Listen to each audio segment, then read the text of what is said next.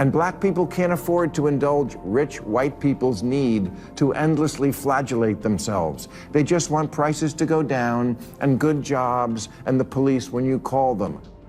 Well, if he's right, then why didn't people vote for the former prosecutor who actually had policy plans to help the working class? Stop saying that Whoopi Goldberg getting yanked from The View right after she attacked me on The View is karma.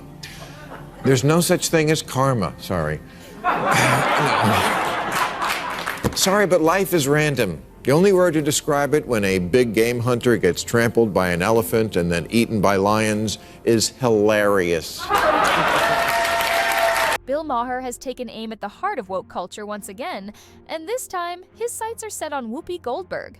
The actress has been no stranger to controversy over the past year, consistently making waves with a series of eyebrow-raising remarks that have left audiences both baffled and bemused. Maher, never one to mince words, launched into a thorough and biting critique of her recent statements, leaving Goldberg looking like she'd stepped straight into a comedic skit with no way out. But what exactly did Goldberg say to ignite such a fiery takedown from Maher? And how did his counter-arguments manage to shake the foundations of the so-called woke movement? Stick around, because we're breaking it all down right here. Buckle up. This isn't just a casual debate, it's a no-holds-barred showdown that's sure to leave you on the edge of your seat. We have got to get past this endless, unforgiving, zero-tolerance mindset bent on punishing and disappearing anyone caught saying the wrong thing. The right response to speech you don't like is more speed. Whoopi Goldberg has once again found herself in the eye of the storm, and this time, she's feeling the full force of raw, unfiltered backlash, and it's anything but comfortable. Remember when Bill Maher called out Sunny Hostin for twisting his words? Well, it looks like the View team isn't ready to throw in the towel just yet. This time, Goldberg has stepped up to the plate, seemingly determined to strike back and even the score.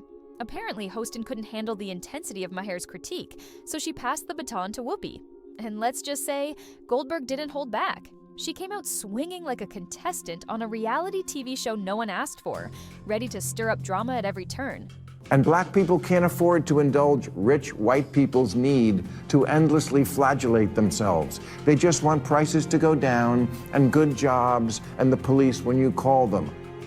Well, if he's right, then why didn't people vote for the former prosecutor who actually had policy plans to help the working class? Whoopi Goldberg is doubling down on her reliance on woke rhetoric, treating it like an unshakable doctrine. When her argument begins to crumble under scrutiny, her default strategy is to create a straw man and shift into attack mode. Bill Maher made a clear and concise statement. Black Americans are focused on securing better jobs, a thriving economy, and law enforcement that's held accountable. Straightforward, right? But Goldberg, as if on cue, derails the conversation, launching into a disjointed monologue about voting for a former prosecutor with a supposed plan for the working class. Does it add up? Not even close. Is there any coherent link to Maher's point? Absolutely not. It's as if she's blindly tossing ideas into the void, hoping something sticks. But let's be real, it doesn't. And, unsurprisingly, Maher wasn't having any of it, calling her out with his signature no-nonsense approach. Let's tear down statues of Lincoln and get rid of the police. Just, no. It's not that I've gotten old, it's that your ideas are stupid. Bill Maher didn't hold back, bluntly calling out Whoopi's incoherent arguments, which, let's be honest, is par for the course on The View. The show has essentially become the political talk show version of a car crash, agonizing to witness, yet oddly captivating. While it's no stranger to controversial and frankly dubious opinions on nearly every topic, Sunny Hostin and Whoopi Goldberg have taken the chaos to a whole new level with their wildly outlandish remarks. Remember when Charlemagne the God appeared as a guest? The look on his face said it all. It was as if he was questioning whether he'd accidentally walked into some bizarre parallel universe. The criticism is valid because, Democrats stand on this moral high ground all the time and, they act so self-righteous. The reality is he didn't have to say anything in regards to, whether or not, his son wanted to be pardoned. He could have said, hey, man, I'm not focused on that right. Here's the situation. President Joe Biden, who has repeatedly emphasized that no one is above the law, recently granted a pardon to his son, Hunter Biden, following his conviction on corruption and related charges. Quite the family values statement, isn't it? Predictably, this move has ignited a firestorm of criticism. How can you preach equal accountability under the law while giving your own son a get-out-of-jail-free card? It's like claiming justice is impartial, unless you're part of the Biden family. Hunter's wrongdoing was undeniable, yet the concept of consequences seemed to vanish in this instance. This is precisely what Charlemagne highlighted. If the self-proclaimed champions of equality and justice insist that the law applies to everyone, they need to lead by example. Sounds simple enough, right? Well, Whoopi Goldberg, as it turns out, had a very different perspective. I'm going to stop you for a second. Uh-oh.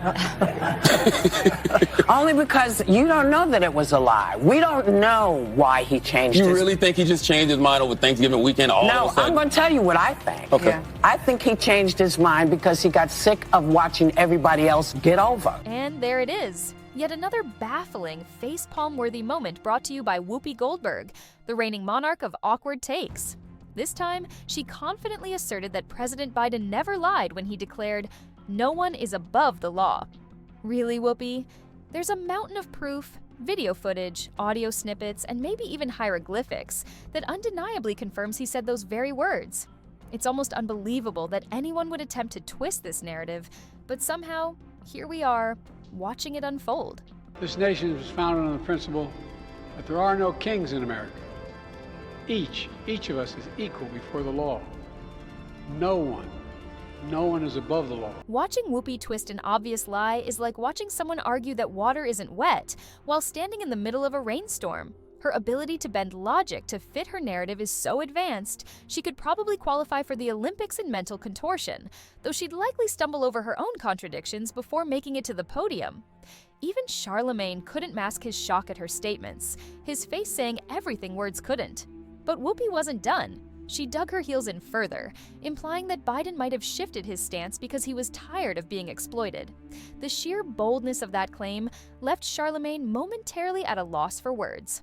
A rare pause in the face of such sheer ridiculousness. So I'm just going to follow the straight and narrow always, because that's what's expected of Democrats. But that's their fault. They're the ones that you're go out. mis- They're the ones that go out there and they stand on this moral high ground. Listen. They don't have to do. The problem with the self-proclaimed woke movement is their blatant double standard. They're all too eager to call out misconduct, but only when it's someone outside their circle. When one of their own is at fault, the outrage mysteriously turns into hushed justifications or a convenient bout of amnesia.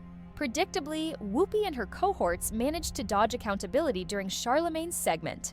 But when Bill Maher got wind of their antics, he swooped in with his trademark unfiltered approach and delivered a takedown so sharp and scathing, it stands as one of the most impactful in recent memory. You love to speak truth to power, and we always should, but you have completely lost the ability to speak truth to bullshit. Maher couldn't have been more accurate. The woke movement prides itself on being the voice of truth and morality, but their glaring contradictions were laid bare this time. Hunter Biden's wrongdoing was indisputable, yet thanks to his father's position in the White House, he escaped without consequences. If this had been anyone outside their circle, the outrage would have been deafening, with calls for justice echoing nonstop. But when it's someone they favor, accountability suddenly becomes optional.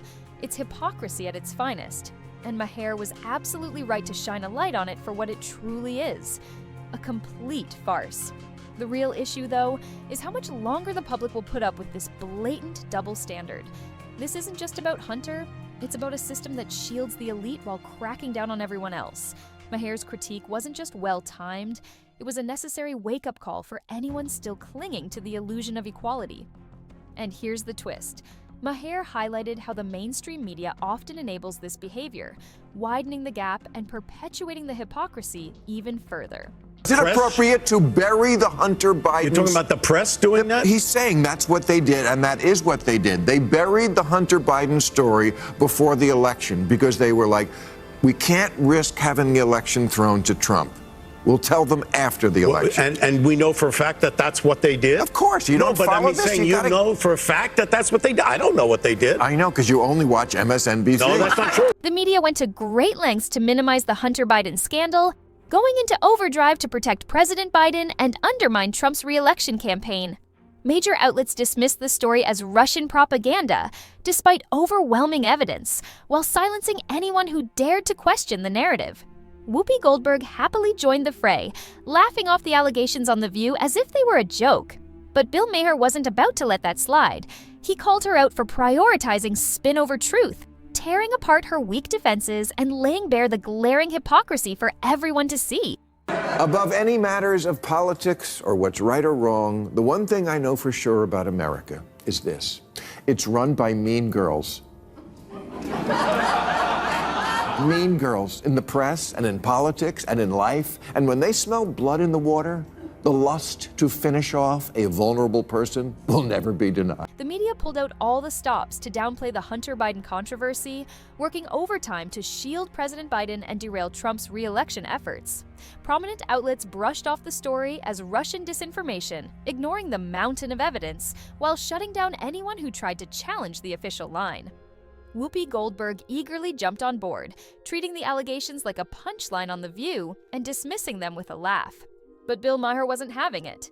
He confronted her head-on, exposing her tendency to prioritize narrative over facts and dismantling her flimsy excuses, leaving the hypocrisy on full display for all to witness. Democrats run for office as if the voters don't live here, as if they don't go to the grocery store and Starbucks and the office.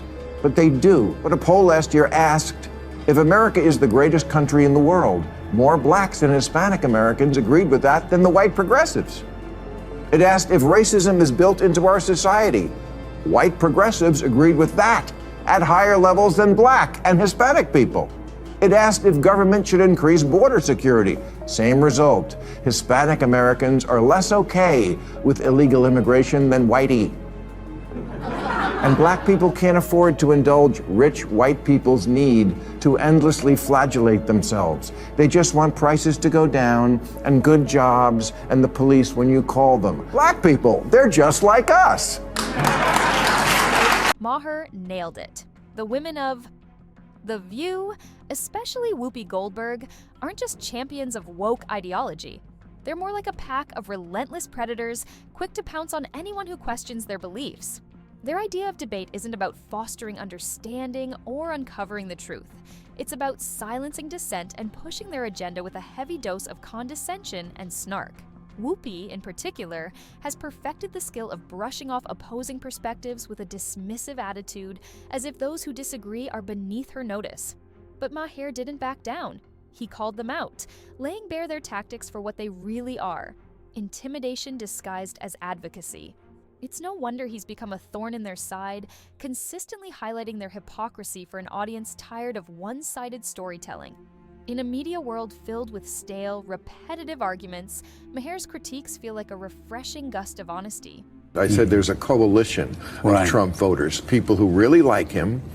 They certainly are those. And then there's people who don't necessarily like him that much, but they still think he's less crazy than stuff that strikes them as aggressively anti-common sense. Maher presents a strong argument. The woke movement needs to stop feigning surprise over Trump's win and start facing reality. He didn't steal the election, manipulate it, or conjure it out of thin air. He secured it fair and square because millions of Americans resonated with his message, regardless of how much it unsettled the progressive left. Rather than blaming Russia, racism, or the latest trending scapegoat on social media, perhaps it's time to accept that democracy means the opposing side can prevail. That's not a failure. It's the system working as intended. If they hope to make gains in 2028 or even 2032, they'll need to drop the victim narrative and start crafting a real game plan. The more they wallow in outrage, the more ground they'll lose. Finally, new rule: stop saying that Whoopi Goldberg getting yanked from The View right after she attacked me on The View is karma. There's no such thing as karma, sorry. Sorry, but life is random. The only word to describe it when a big game hunter gets trampled by an elephant and then eaten by lions is hilarious. Bill Maher strikes a chord yet again. Not every Trump supporter is decked out in MAGA gear or bowing to golden effigies. Many voted for him out of sheer frustration with the Democrats' self-righteous tone and the woke movement's increasingly outlandish demands. Let's be real.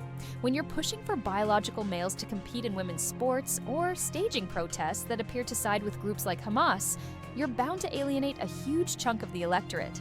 People didn't choose Trump because they loved his tweets or his spray tan. They did it because the alternative felt like being lectured by a sanctimonious vegan at a backyard barbecue. If the left wants to win back support, it's time to stop catering to every fringe idea in the activist playbook and start addressing the concerns of ordinary Americans. Pure comedic gold. Bill Maher didn't just finish off Whoopi Goldberg, he practically built the entire takedown from the ground up, all while laughing at the absurdity of it all. Whoopi, the self-appointed leader of the woke brigade, made the fatal error of going after Maher for daring to think for himself. Big mistake. Maher's comeback was quintessential Bill.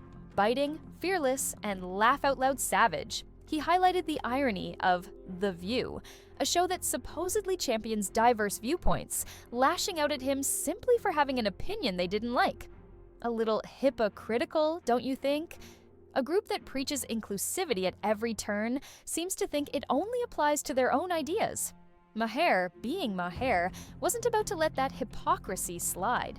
He laid bare the contradictions of the woke bubble that Whoopi and her co-hosts live in, a space where independent thought is traded for blind conformity, and any disagreement is treated like heresy. Watching Maher dismantle their flimsy arguments was like witnessing a maestro at work, except his instruments were wit and reason instead of a baton. And with that, we close out today's episode. If you liked what you saw, be sure to hit that like button and subscribe for more content like this. Thanks for tuning in, and we'll catch you in the next one.